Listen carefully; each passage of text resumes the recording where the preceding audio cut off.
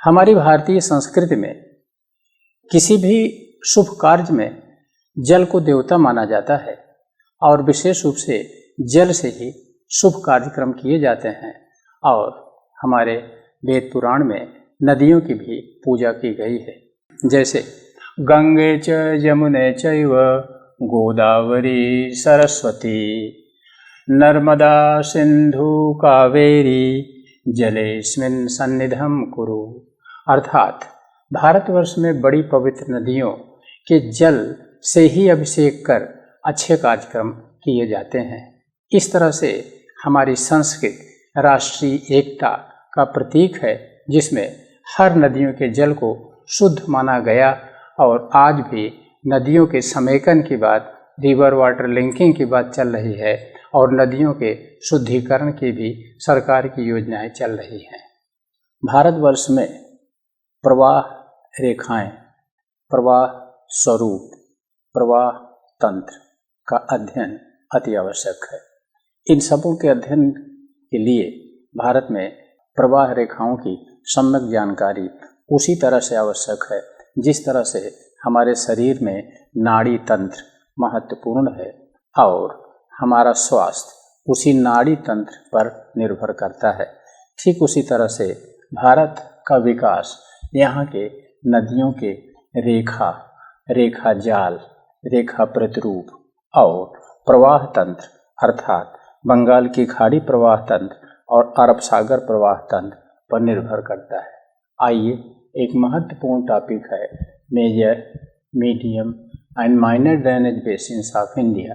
भारत के प्रधान, भारत की बड़ी, मध्यम और लघु प्रवाह बेसिन, और इसी के साथ हम सीखेंगे ग्रेट वाटर डिवाइड, भारत का बृहद जल विभाजक।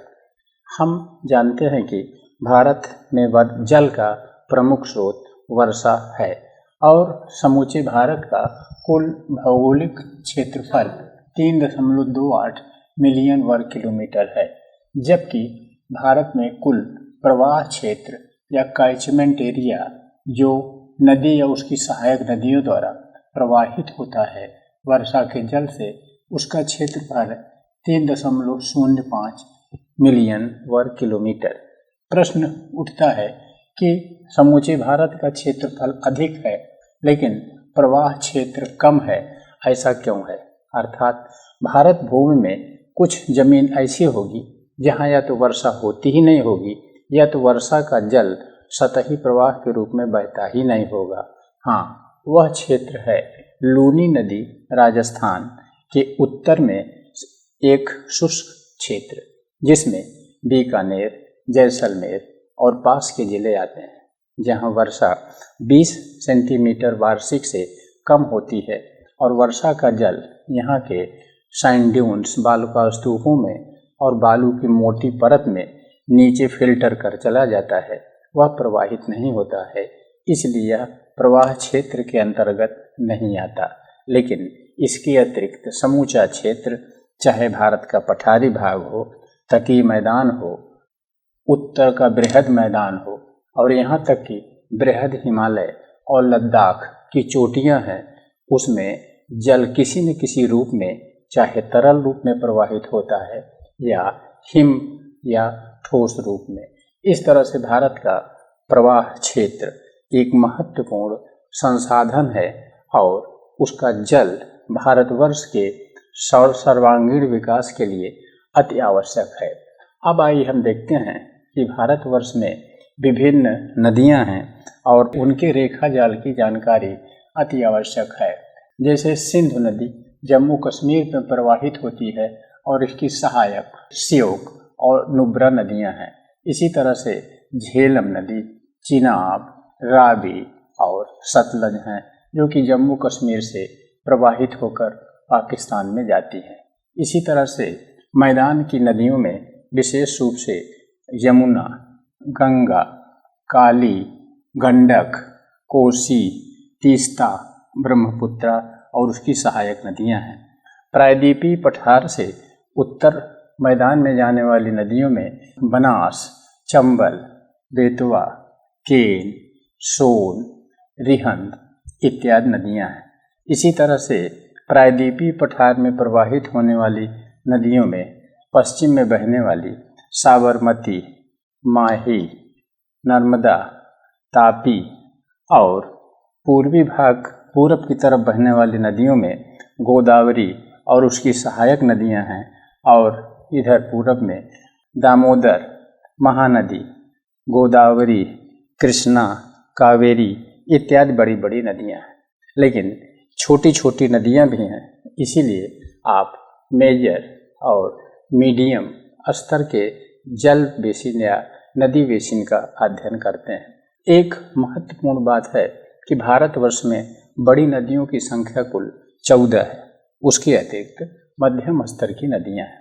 बड़ी नदियों का बेसिन का क्षेत्रफल 20,000 वर्ग किलोमीटर से अधिक होता है।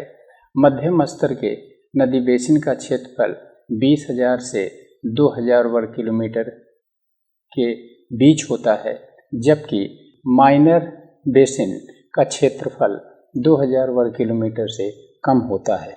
आइए हम देखते हैं भारतवर्ष में कर्क रेखा अर्थात 23.5 डिग्री उत्तरी अक्षांश के उत्तर में 3 मेजर बेसिन या बड़ी नदियां हैं, जिसमें पहली है सिंधु, दूसरी है गंगा और तीसरी है सांपो या ब्रह्मपुत्र। हम इसके बाद बड़ी नदियों को देखते हैं जिनकी स्थिति कर्क रेखा के दक्षिण लेकिन 20 डिग्री उत्तरी अक्षांश के उत्तर है, अर्थात 20 डिग्री उत्तरी अक्षांश और कर्क रेखा के बीच 4 बड़ी नदियां हैं। साबरमती, माही, नर्मदा और ताप्ती हैं। इस तरह से 4 ये और 3 ये 7 शेष 7 नदियां जो बड़े स्तर की हैं 20 डिग्री उत्तरी अक्षांश के दक्षिण प्रायद्वीपीय पठार पर स्थित हैं, जिसमें 8वीं है अर्थात 3 और 4 7 और 8वीं है सुवर्णरेखा, 9वीं है ब्रह्मानी, 10वीं है महानदी, 11वीं है गोदावरी, 12वीं कृष्णा और 13वीं है पेन्नार और 14वीं है कावेरी। इस तरह से 14 नदियों की लोकेशन, वो कहाँ से निकलती हैं, किन राज्यों में बहती हैं और कहाँ गिरती हैं, इसकी सम्यक जानकारी आपके लिए आवश्यक है। इसके अतिरिक्त और भी नदियां हैं जिनको क्रम से आप याद कर लीजिएगा। जैसे यहाँ पर शत्रुंजय पहाड़ी गुजरात में है, शत्रुंजय नदी भी है, और यहीं पर अंबिका नदी, वैतरणी नदी, उल्हास नदी, सावित्री नदी और मांडवी, जुआरी गुजरात में है। और इसी तरह से दक्षिण में क्रमशः कर्नाटक और केरल में छोटी छोटी नदियां हैं जिनकी स्थिति आपके लिए जानकारी आवश्यक है।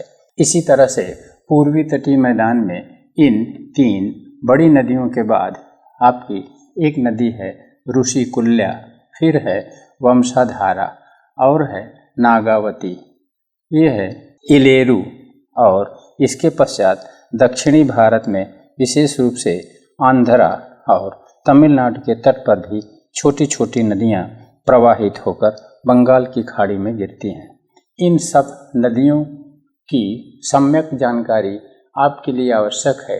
इन पर अलग अलग प्रश्न पूछे जा सकते हैं और विशेष रूप से कमीशन में इस तरह से प्रश्न पूछे जा सकते हैं, या कह लीजिए भारतवर्ष की इन नदियों का महत्व इन दृष्टियों से है।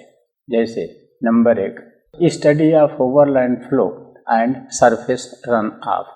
किसी भी नदी का ओवरलैंड फ्लो होता है, अर्थात उस नदी के प्रवाह क्षेत्र में कितनी भूमि है जहाँ पर सतही प्रवाह होता है, अर्थात नदी घाटी नहीं बना पाती, उसकी जानकारी आवश्यक है, क्योंकि वहाँ पर सामाजिक वानिकी या अन्य तरह का भू उपयोग या मृदा प्रबंधन इसी नदी के अध्ययन के आधार पर किया जा सकता है। इसी तरह से एक दूसरा प्रश्न बनता है स्टडी ऑफ सब सरफेस वाटर, आधा सतही जल का अध्ययन।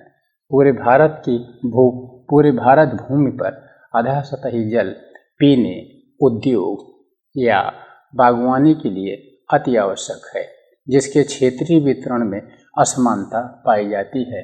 अर्थात भारत के उत्तरी मैदान में आधा सतही जल संपन्न है, ऊपर है, और इसीलिए वहाँ जनसंख्या सघन है, कृषि होती है और लोगों को जल की समस्या कम है। जबकि राजस्थान के मरुस्थल में जो पठार का एक भाग है और विशेष रूप से समूचे पठारी भाग पर भूमिगत जल की कमी है। जल पर्याप्त गहराई में मिलता है, इसलिए यहाँ पर आर्थिक विकास जो जल से संबंधित है कम हो पाया है। इसी तरह से अगला बिंदु है nature of rock and soil recharge. हमारे देश में विभिन्न प्रकार की चट्टानें हैं, जैसे प्राचीन आर्केयन गोंडवाना से लेकर नूतनतम जलोढ़ मिट्टी तक, और इस तरह से यहाँ पर विभिन्न प्रकार की चट्टान और मिट्टी में विभिन्न दर से जल का रिसाव होता है, जो भूमिगत जल की मात्रा को प्रभावित करता है। और हम लोग किसी नदी बेसिन की विशेषता में वहाँ की चट्टान और मृदा की जानकारी प्राप्त करते हैं। अगला बिंदु है geo hydrological mapping and planning and use of the ground water. हमारे देश के लगभग हर जिलों का जियो हाइड्रोलॉजिकल भूजलीय मानचित्र तैयार है, जिसमें विभिन्न क्षेत्रों, विभिन्न गांवों के भूमिगत जल के स्तर का मानचित्रण किया गया है और इसका प्रयोग नलकूप लगाने, इंडिया मार्क II हैंडपंप लगाने और अन्य कार्यों के लिए किया जाता है। इस तरह से भूमिगत जल की मात्रा भी प्रभावित होती है वहाँ के ड्रेनेज बेसिन से। ड्रेनेज बेसिन के ऊपरी भाग में भूमिगत जल कम और निचले भाग में भूमिगत जल की मात्रा अधिक पाई जाती है। अगला है ड्रेनेज बेसिन एरिया प्लानिंग। हम लोग एक अलग मैप में पढ़ चुके हैं कि हमारे देश में ड्रेनेज बेसिन का क्षेत्र सीमांकित किया गया है और उस क्षेत्र में रीजनल प्लानिंग, विशेष रूप से catchment area and command area and river basin planning की बातें की जाती हैं। इस प्रकार नदी बेसिन के नियोजन या प्लानिंग के लिए भी नदियों में जल की मात्रा की जानकारी अपरिहार्य है। अगला है damming of rivers and construction of anicut aqueduct barrage reservoir construction. अर्थात जैसा कि हमने चर्चा किया कि नदियां ही हमारे शरीर का नाड़ी तंत्र है और नदियों का जल वर्षा से प्राप्त होता है या हिम नदों से, जो अरब सागर या बंगाल खाड़ी की तरफ बढ़ता है। लेकिन हमारे नियोजक इन पर डैम बनाते हैं, बांध बनाते हैं, जलाशय बनाते हैं, अनिकट, एक्वाडक्ट, बैरेज, इस तरह से जल को रोक करके और यहाँ पर उसका सिंचाई, नौकायन या वानिकी के लिए प्रयोग में लाया जाता है। जैसे भारत में यहाँ सतलज नदी पर हरीके बैराज, गंगा नदी पर फरक्का बैराज और महानदी पर कटक के पास अनिकट और दक्षिण भारत में कई एक्वाडक्ट बनाए गए हैं। यह सब नदियों के जल के सदुपयोग के लिए बनाया जाता है। इस तरह से नदियों की सम्यक जानकारी आवश्यक है ताकि देश में नियोजक सर्वांगीण विकास के लिए इन चीज़ों का निर्माण कर सकें। अगला है नदी जल संचय। जैसा कि हमारे पुराणों और हमारी भारतीय संस्कृति में एक मंत्र है, गंगे च यमुने चैव गोदावरी सरस्वती नर्मदे सिंधु कावेरी जलेस्मिन् सन्निधं कुरु। अर्थात हमारे किसी भी मंगलाचरण में इस मंत्र का प्रयोग क्यों किया जाता है? क्योंकि नदियाँ शुद्ध थी और इन नदियों का जल शुद्ध था, जिसका आचमन, जिसका विभिन्न कार्यों में प्रयोग प्राचीन काल से ही चला आ रहा है। और यही नहीं, आज भी नदियों को भारत में जोड़ने की सरकार की, केंद्र सरकार की योजना है। इन सब नदियों के जल को आपस में जोड़ दिया जाएगा, वाटर लिंकिंग प्रोजेक्ट, और उसके द्वारा देश में जहाँ जल की अधिकता है उस जल को जहाँ जल की कमी है पहुँचाया जाएगा। इस तरह से वाटर लिंकिंग प्रोजेक्ट, नदियों के जोड़ने की परियोजना तभी सफल है जब नदियों की सम्यक जानकारी रहे। Command and CCA development planning. Bharatvarsh में जब नदियों पर बांध बनाया जाता है, जैसे महानदी में हीराकुद डैम, तो यहाँ से जलाशय से विभिन्न नहरें निकाली जाती हैं, जिससे निचले भाग में सिंचाई की जाती है। उस सिंचित क्षेत्र को कमांड एरिया या कल्चरेबल कमांड एरिया, कृषि कमांड क्षेत्र कहा जाता है। इसी तरह से भाखड़ा नांगल पर बनाए गए बांध से पंजाब और हरियाणा में कमांड क्षेत्र विकसित किया गया है, जिसका अध्ययन हम लोग अलग वीडियो में देखेंगे कि भारत में कितने डैम बनाए गए हैं, उनसे कितनी नहर बनाई गई हैं और कमांड एरिया कितना बड़ा है, व्यापक है। लेकिन यहाँ पर हम केवल इतना सीखेंगे कि कल्चरेबल कमांड एरिया तभी निश्चित किया जा सकता है जब इस नदी रेखा जाल की सम्यक जानकारी हो। अगला बिंदु है hydel and aquaculture planning. Bharat एक विकासशील देश है, यहाँ पर ऊर्जा की आवश्यकता है।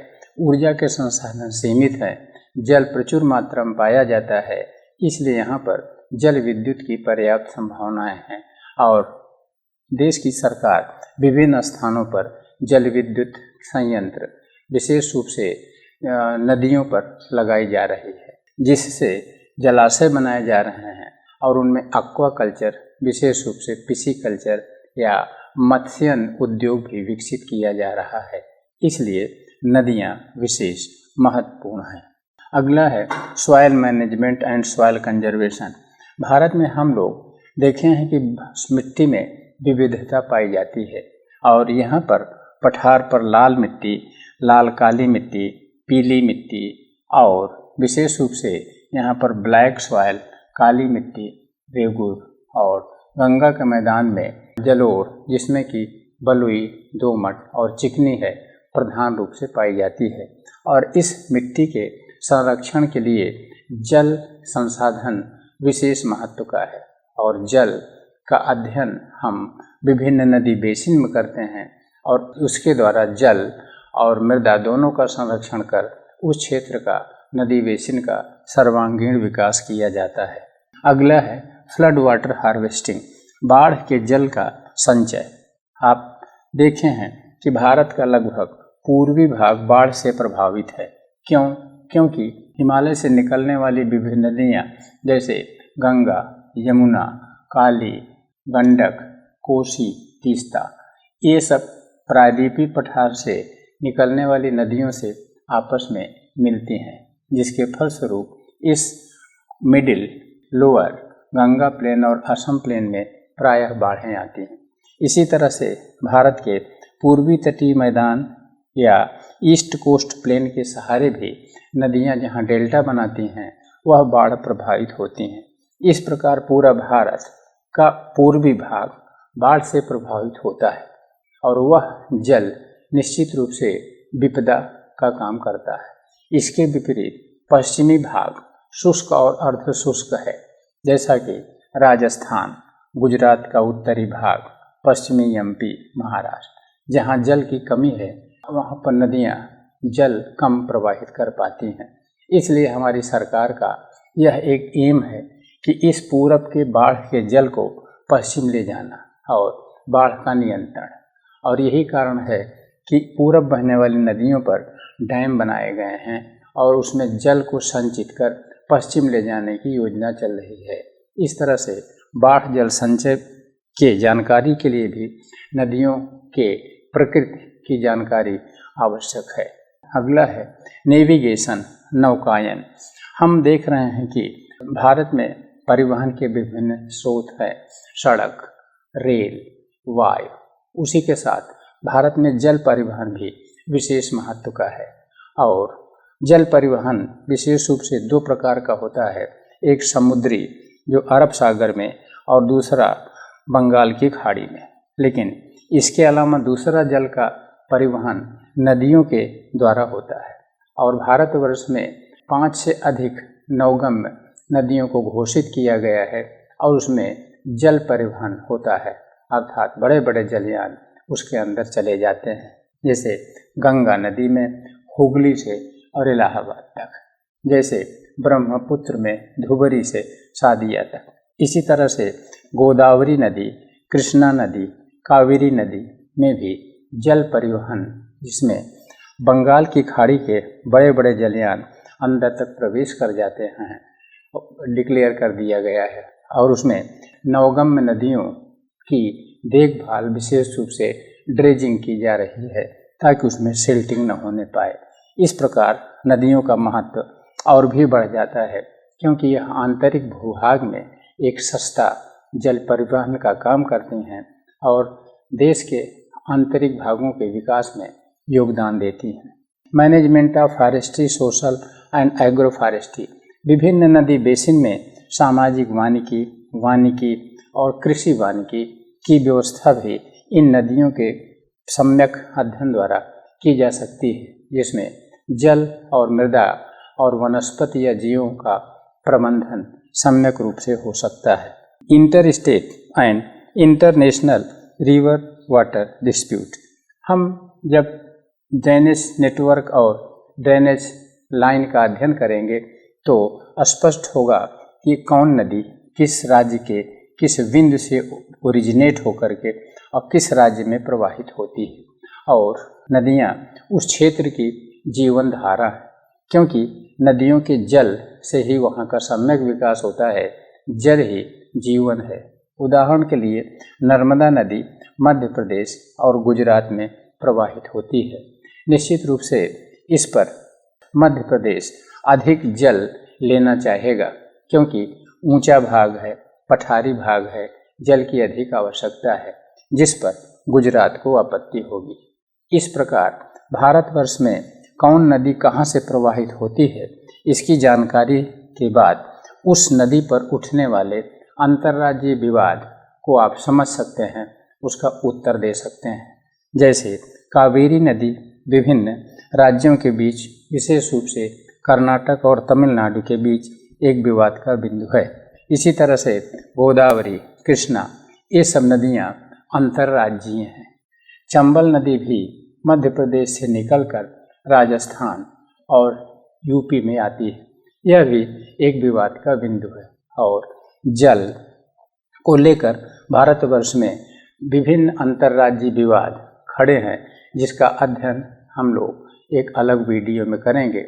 लेकिन अभी आप हर नदी की ओरिजिन और किस राज्य से प्रवाहित होती है, इसकी जानकारी आप कर लें। इसी तरह से भारतवर्ष में ऐसी नदियां हैं जो कि अंतर्राष्ट्रीय हैं। उदाहरण के लिए जैसे सिंधु नदी है, झेलम है, रावी है, चिनाब, और इसी तरह से गंगा नदी भी अंतर्राष्ट्रीय है, जो भारत और बांग्लादेश के बीच। और इसी तरह से काली नदी है, काली नदी कोसी नेपाल और भारत के बीच में। और इसी प्रकार से तीस्ता, सांपो, ये सब नदियां हैं जो कि दो देशों में प्रवाहित होती हैं, जिनको लेकर निश्चित रूप से जल विवाद या तो है या तो आने वाले समय में होगा। इसलिए आप मानचित्र पर इन अंतर्राष्ट्रीय नदियों को स्पष्ट रूप से देख लेंगे। जैसे सिंधु नदी, जिस पर सिंधु ट्रीटी सितंबर 1960 में भारत और पाकिस्तान के बीच हुआ था। दूसरी नदी है झेलम, चिनाब, रावी, सतलज। इस तरह से इन सब नदियों की पोजीशन आप मैप पर देखिएगा कि किस देश के किस चोटी से निकलती हैं और किस देश में प्रवाहित होती हैं, क्योंकि यह विकास का दौर चल रहा है। आने वाले समय में हर देश को जल संसाधन की जरूरत पड़ेगी और एक अंतर्राष्ट्रीय मुद्दा खड़ा होगा। इसलिए इन अंतर्राष्ट्रीय नदियों को भारत में एक बार आप लोकेशन देख लीजिएगा। अगला बिंदु है international and inter state boundary dispute. कुछ नदियाँ ऐसी हैं जो कि दो राज्यों की सीमा के सहारे प्रवाहित होती हैं या दो देशों की सीमा के सहारे प्रवाहित होती हैं। और नदियों की प्रकृति होती है कि वह पार्श्ववर्ती कटाव कर वह अपना रास्ता परिवर्तित करती है या वैली थालवेज अपना स्थानांतरित करती है, जिसके परिणाम स्वरूप एक देश की जमीन कटकर दूसरे देश में चली जाती है। इस तरह से अंतर्राष्ट्रीय विवाद खड़ा हो जाता है। इसलिए आपको उस नदी के मार्ग की जानकारी आवश्यक है।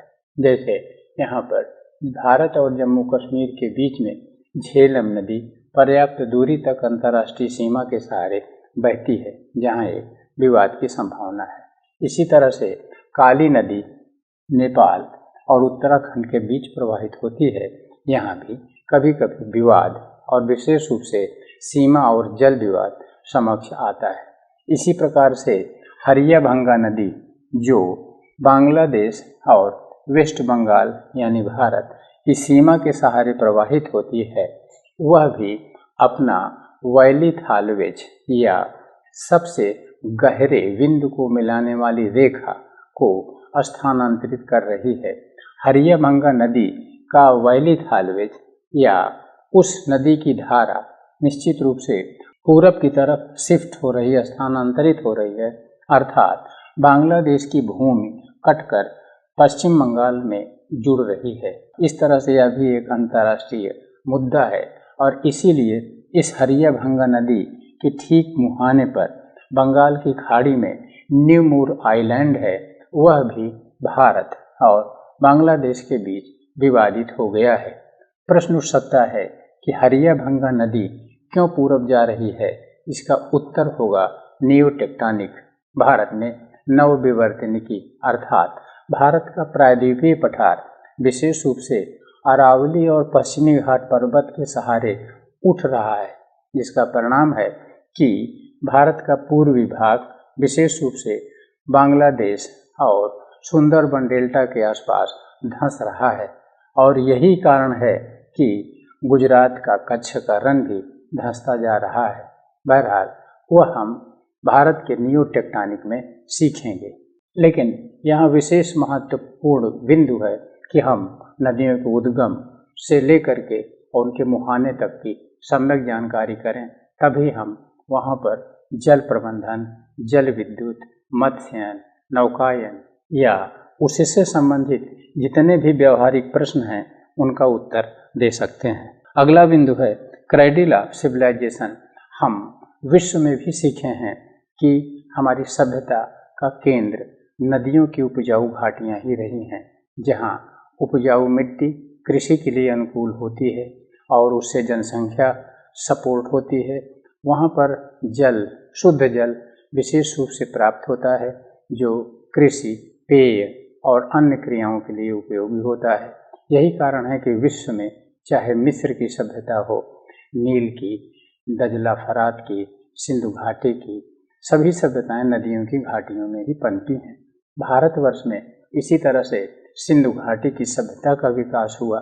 बाढ़ के कारण जब ये सभ्यता समाप्त हुई तो ये सभ्यता क्रमशः गंगा और यमुना की घाटी में आ गई और इसी तरह से पूरब की तरफ असम घाटी तक गई। यही नहीं, दक्षिण में भी विशेष रूप से कावेरी नदी की घाटी में भी सभ्यता का विकास हुआ, जो दक्षिण की द्रविड़ सभ्यता थी। इस प्रकार नदियों का अध्ययन इस दृष्टि से भी महत्वपूर्ण है।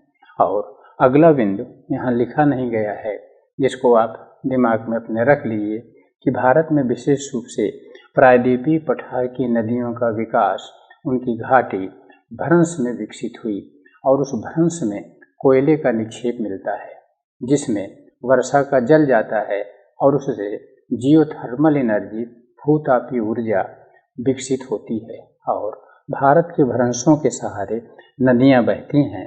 उनके अंदर भूतापीय ऊर्जा पर्याप्त मात्रा में है, जिसको हम लोग अलग से सीखेंगे। और उन घाटियों के आसपास घने जंगल हैं, उपजाऊ मिट्टी है और वह नदी घाटियाँ आज नवगम में भी बनाई जा रही हैं, अर्थात जलयान वहाँ तक अंदर पहुँच जाएंगे। इस तरह से निश्चित रूप से इन नदी घाटियों गोदावरी, कृष्णा, कावेरी इत्यादि का भविष्य बहुत ही उज्जवल है। जहाँ पर लोग जाएंगे वहाँ सभ्यताएं पनपेंगी, वहाँ शांति रहेगी, वहाँ हर तरह का विकास होगा। इस प्रकार से यह भी प्रश्न आपसे पूछा जा सकता है कि नदी घाटियों में विकास की संभावनाएं अधिक हैं, जिसका उत्तर आप दे लेंगे। और भी बहुत बिंदु हैं नदियों के अध्ययन में, जैसे यदि विशेष रूप से भारत के पूर्वी तटीय मैदान की नदियाँ क्रम से आपको याद हैं, तो यह आपको मदद करेगा इस चक्रवात का जो बंगाल की खाड़ी में विकसित होता है। बंगाल की खाड़ी में विकसित उष्णकटिबंधीय चक्रवात उत्तर पश्चिम दिशा में प्रवाहित होकर इन नदी घाटियों के सहारे देश के अंदर आता है। क्योंकि पूर्वी घाट पर्वत की लोकेशन आप देख रहे होंगे, जहाँ से ये छोटी छोटी विभिन्न नदियाँ निकलती हैं। यह चक्रवात इन ऊंची पर्वतों को नहीं पार कर सकता, क्योंकि उसको एक सस्ता सा रास्ता नदी का मुहाना मिल रहा है जो समुद्र तल के लगभग बराबर है, और वह चक्रवात इसी मुहाने से होकर देश के अंदर पहुंचकर अपना कारनामा दिखाता है, तबाही लाता है। उदाहरण के लिए महानदी के मुहाने पर डेल्टा में एक जिला है जगत सिंहपुर। जगत सिंहपुर में कुछ वर्ष पहले एक चक्रवात आया और उसने तबाही लाया। इस तरह से आपको एक होमवर्क करना पड़ेगा, विशेष रूप से पूर्वी तटीय मैदान में नदियों के, और विशेष रूप से बड़ी बड़ी नदियों महानदी गोदावरी, कृष्णा, कावेरी के डेल्टा में स्थित जिलों की ज्योग्राफी को मस्तिष्क में रखना होगा, क्योंकि चक्रवात जब वहाँ आते हैं तबाही लाते हैं और वह जिले अखबार में छप जाते हैं। इस तरह से इन नदियों की सम्यक जानकारी आपके लिए आवश्यक है, और इस पर ऐसे बहुतेरे प्रश्न यूपीएससी आपसे पूछ सकता है। यह रहा विवरण हमारे भारतवर्ष के मेजर, मीडियम और विशेष रूप से माइनर ड्रेनेज बेसिन्स पर। माइनर ड्रेनेज बेसिन से भी कम महत्वपूर्ण नहीं है, क्योंकि आज वहाँ की राज्य सरकारें विकास की तरफ उन्मुख हैं और विभिन्न विवाद खड़े हो जा रहे हैं। जैसे यहाँ पर एक नदी है वंशाधारा, जो उड़ीसा से निकलकर आंध्रा की तरफ आती है, और उड़ीसा आंध्रा के बीच में एक विवाद खड़ा हो गया है वंशाधारा नदी पर, क्योंकि उड़ीसा ने इस पर एक डैम बना दिया है। उस डैम का नाम है नारोदी, और नारोदी इस समय विवादित हो गया है, क्योंकि यह जल विपन्न क्षेत्र है और उड़ीसा में भी जल की कमी है, यहाँ पर आंध्रा में भी। इस तरह से नारोदी बांध उड़ीसा और आंध्र के बीच में विवाद है जो वंशाधारा नदी पर है। ऐसे ही छोटी छोटी नदियों पर डैम बनाए जा रहे हैं, रेन वाटर हार्वेस्टिंग की जा रही है, और विशेष रूप से इस पूर्वी तटीय मैदान में और दक्षिणी भारत में नदी जल विवाद उत्पन्न हो रहा है, जिस पर विभिन्न प्रकार के प्रश्न पूछे जाते हैं। अब आइए हम लोग देखते हैं कि यहाँ पर ग्रेट वाटर डिवाइड क्या है, बृहद जल विभाजक। बृहद जल विभाजक हम लोग विभिन्न नदियों के बेसिन को डिमार्केट किए हैं। डिमार्केट माने चारों तरफ उसके ऊंचे भाग पर हमने रेखांकित किया है, अर्थात जहाँ तक का जल किसी नदी बेसिन क्षेत्र से प्रवाहित होता है उस क्षेत्र को ड्रेनेज बेसिन कहते हैं, और वह चारों तरफ ऊंचे स्थल से घिरा होता है। इसी तरह से हम भारतवर्ष में प्रवाह रेखाओं को देखा। रेखाओं को मिलाने से एक नेट बनता है, प्रवाह जाल।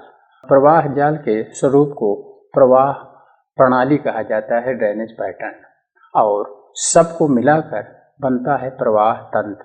प्रवाह तंत्र वह क्षेत्र होता है जहाँ विभिन्न नदियाँ जा करके गिरती हैं। जैसे भारतवर्ष में दो प्रवाह तंत्र है। एक अरब सागर प्रवाह तंत्र, भारत का जल विभिन्न नदियों से होकर अरब सागर में गिरता है, जिसको अरब सागरीय प्रवाह तंत्र कहा जाता है। लेकिन भारत का वह जल जो विभिन्न नदियों से होकर बंगाल की खाड़ी में गिरता है उसको बंगाल की खाड़ी का प्रवाह तंत्र कहते हैं, और दोनों प्रवाह तंत्रों को अलग करने वाली रेखा को बृहद जल विभाजक, great water divide of India कहा जाता है। जैसे यदि बरसात हो और ऊंट खड़ा रहे तो उसकी रीढ़ पर, बैकबोन पर गिरने वाला पानी या तो अरब सागर में जाएगा या बंगाल की खाड़ी में। तो भारत में इस प्रायद्वीपीय पठार पर सबसे ऊंचे बिंदुओं को मिलाने वाली रेखा को ग्रेट वाटर डिवाइड, बृहद जल विभाजक कहा जाता है। जैसे यदि आप भारत की दक्षिणतम चोटी महेंद्रगिरी से उत्तर की तरफ चलें, लेकिन सबसे ऊंचे बिंदुओं पर चलें, अर्थात महेंद्रगिरी से अनाईमुदी से फिर नीलगिरी पहाड़ी के दोदाबेटा पर, फिर यहाँ पर मुलनगिरी कर्नाटक में, और कुद्रेमुख और महाबालेश्वर, कंसुबाई, चंदोर, और इसके बाद राजपीपला हिल जो कि सतपुड़ा की वेस्टर्न मोस्ट सबसे पश्चिम की पहाड़ी है, चोटी है, वहाँ पहुँच जाएं।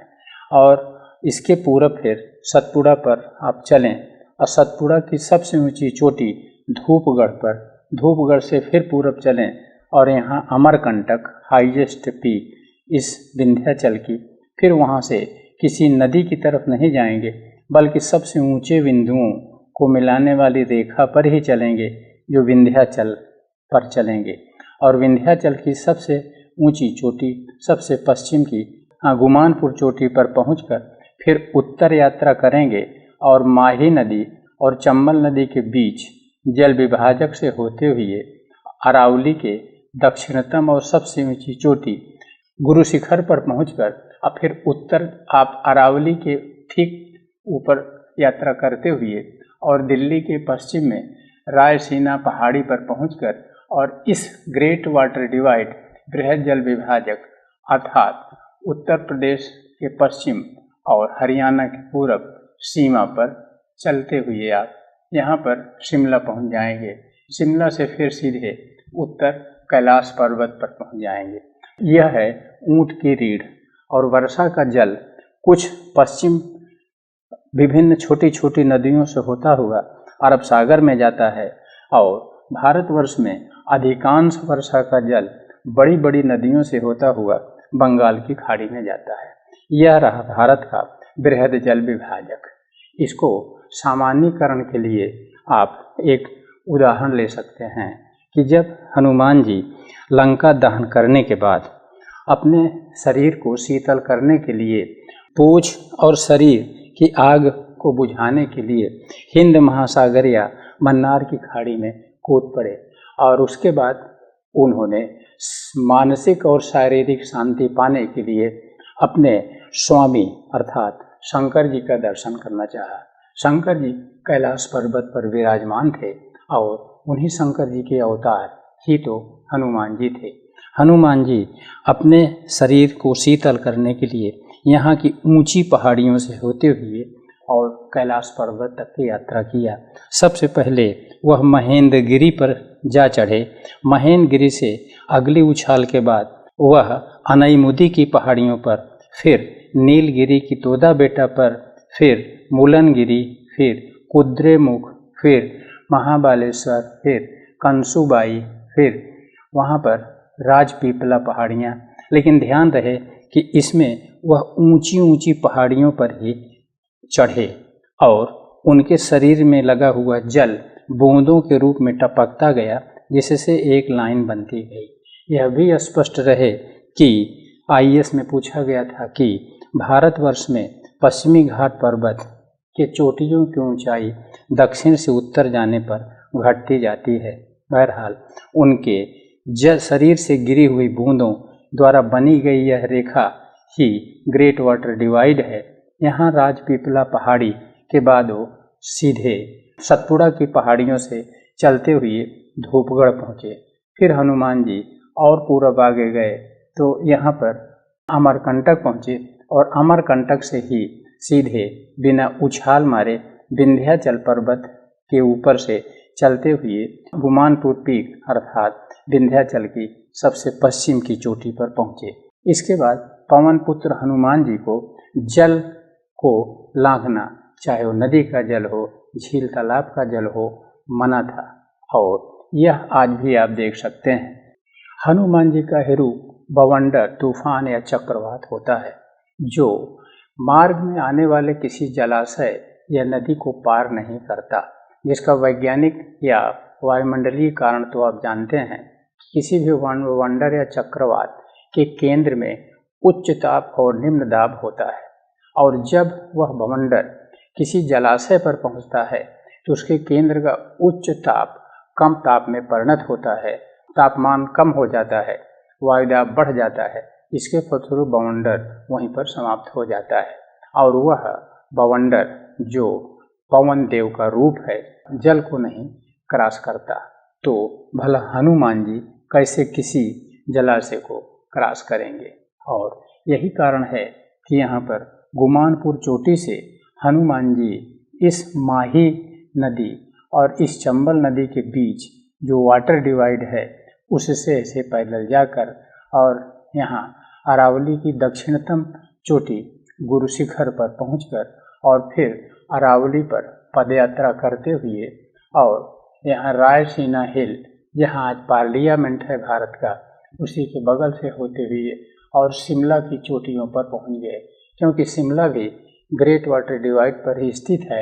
यहाँ से फिर पूछना क्या, एकदम कैलाश पर्वत पर भगवान शिव के पास पहुंचकर और अपने मन को शांति दिए कि प्रभु मैंने भगवान राम का काम कर दिया। इस तरह से यदि आप कल्पना करें कि यह एक ऐसा मार्ग है जो उच्चतम बिंदुओं और श्रेणियों को मिलाने वाली रेखा है, यही भारत का बृहद जल विभाजक है। इससे संबंधित विभिन्न प्रश्न पूछे जा सकते हैं, इसलिए आप इसकी लोकेशन विशेष रूप से पढ़ लीजिएगा। पूछा जा सकता है कि भारत की अधिकांश नदियाँ हिमालय की नदियों को छोड़कर इस पठार की अधिकांश नदियाँ इस ग्रेट वाटर डिवाइड से ही निकलती हैं। सत्य है, यदि आप देखें तो नीलगिरी से विभिन्न नदियाँ जा रही हैं, और जितनी चोटियाँ हम लोगों ने चर्चा किया, महाबालेश्वर, ये सब, इनसे निश्चित रूप से कोई न कोई नदी निकलकर बंगाल की खाड़ी में जा रही है। इसी तरह से अमरकंटक से भी नर्मदा नदी अरब सागर में और सोन नदी उत्तर बंगाल खाड़ी में प्रवाहित हो रही है, और इस विंध्याचल पर्वत से ही देख रहे हैं विभिन्न नदियां उत्तर की तरफ, जैसे चंबल नदी जानपाओ पीक से निकलकर उत्तर जा रही है। इसी तरह से माही नदी, साबरमती नदी, लूनी नदी भी अरावली पहाड़ की चोटियों से अर्थात बृहद जल विभाजक से निकलती हैं। यह भी पूछा जा सकता है कि यह बृहद जल विभाजक भारत के किन किन राज्यों से गुजरता है। निश्चित रूप से इसको मानचित्र पर बहुत बारीकी से देखिएगा, क्योंकि आज आईएएस में इसी तरह के प्रश्न पूछे जा रहे हैं। जैसे यदि आप अनाईमुदी की लोकेशन देखें तो यह प्रश्न उठता है कि क्या केरल और तमिलनाडु के ठीक बॉर्डर पर है या नहीं। मानचित्र देखने से स्पष्ट होगा, नहीं, यह अनाईमुदी चोटी निश्चित रूप से केरला में स्थित है, और यही कारण है कि केरल में शीतकाल में बाढ़ आती है। केरल में बाढ़ ग्रीष्मकाल में आनी चाहिए, क्योंकि दक्षिण पश्चिम मानसून पश्चिमी घाट पर्वत या अनाईमुदी की पहाड़ी के पश्चिम भाग से टकराकर केरल में बाढ़ लाता है। इतना तो सत्य है, लेकिन केरल में बाढ़ क्यों जाड़े में आएगी, जबकि जाड़े में मानसून ऐसे आता है उत्तर पूर्व से दक्षिण पश्चिम। इससे तमिलनाडु में बाढ़ आनी चाहिए और आती भी है। लेकिन एक बार अखबार में छपा था कि शीतकाल में केरल में बाढ़, जिसका स्पष्टीकरण अनाईमुदी की स्थिति से ही हो सकता है। अनाईमुदी निश्चित रूप से केरला में स्थित है, इसलिए उत्तरी पूर्वी शीतकालीन मानसून केरल में पहुंचकर अनाईमुदी के पूर्वी ढालों पर टकराकर पर्याप्त वर्षा किया, इसलिए केरल में बाढ़ आ गई शीतकाल में। इस प्रकार से आप इस ग्रेट वाटर डिवाइड की चोटियों की ऊंचाई एग्जैक्टली मैप पर देखकर तब याद करेंगे। ये भी पूछा जा सकता है कि ग्रेट वाटर डिवाइड किन किन राज्यों से होकर जाता है। निश्चित रूप से यह तमिलनाडु और केरल के बॉर्डर जाता है और कर्नाटक से भी होके जाता है, लेकिन पूछा जा सकता है कि कर्नाटक में वर्षा का अधिकांश जल बंगाल की खाड़ी में जाएगा या अरब सागर में। निश्चित रूप से उत्तर होगा बंगाल की खाड़ी में। इसी तरह से महाराष्ट्र का भी अधिकांश जल बंगाल खाड़ी में। मध्य प्रदेश में वर्षा का अधिकांश जल बंगाल की खाड़ी में केवल नर्मदा और ताप्ती घाटी या बेसिन का कुछ जल पश्चिम अरब सागर में जाता है, किंतु गुजरात के बरसात का अधिकांश जल तो अरब सागर में जाएगा। जबकि प्रश्न पूछा जा सकता है कि यद्यपि राजस्थान का अधिकांश क्षेत्र ग्रेट वाटर डिवाइड के पश्चिम है, जिसका अधिकांश जल अरब सागर में जाना चाहिए, किंतु राजस्थान का अधिकांश जल बंगाल की खाड़ी में जाता है।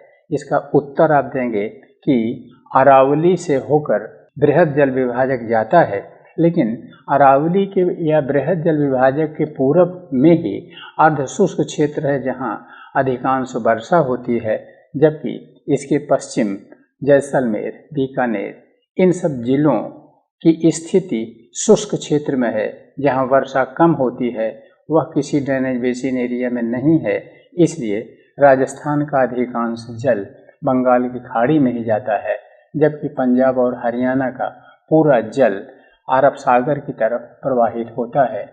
और इस तरह से ग्रेट वाटर डिवाइड की एग्जैक्ट स्थिति किन राज्यों से होकर जाती है, इसकी जानकारी जरूरी है। और ग्रेट वाटर डिवाइड पर अन्य बहुत प्रश्न पूछे जा सकते हैं। उदाहरण के लिए जलवायु से संबंधित भी प्रश्न पूछे जा सकते हैं, क्योंकि भारत में ग्रीष्मकालीन मानसून के दो रास्ते होते हैं, एक अरब सागर से, दूसरा बंगाल की खाड़ी से, और दोनों शाखाएं इसी ग्रेट वाटर डिवाइड की चोटियों पर टकराती हैं, जहां पर विशेष रूप से क्लाउड बर्स्ट या बादल फटने की घटनाएं होती हैं। वह अनाईमुदी से लेकर और पूरा इधर हरियाणा, हिमाचल प्रदेश तक यह घटनाएं छिटपुट होती रहती हैं। इसलिए यह ग्रेट वाटर डिवाइड एक भौगोलिक महत्व की चीज़ है, जो विशेष रूप से जलवायु, वनस्पति, मृदा और अन्य सभी कारकों को प्रभावित करती है, और भारत के विकास में, नियोजन में भी इसका एक विशेष महत्व है।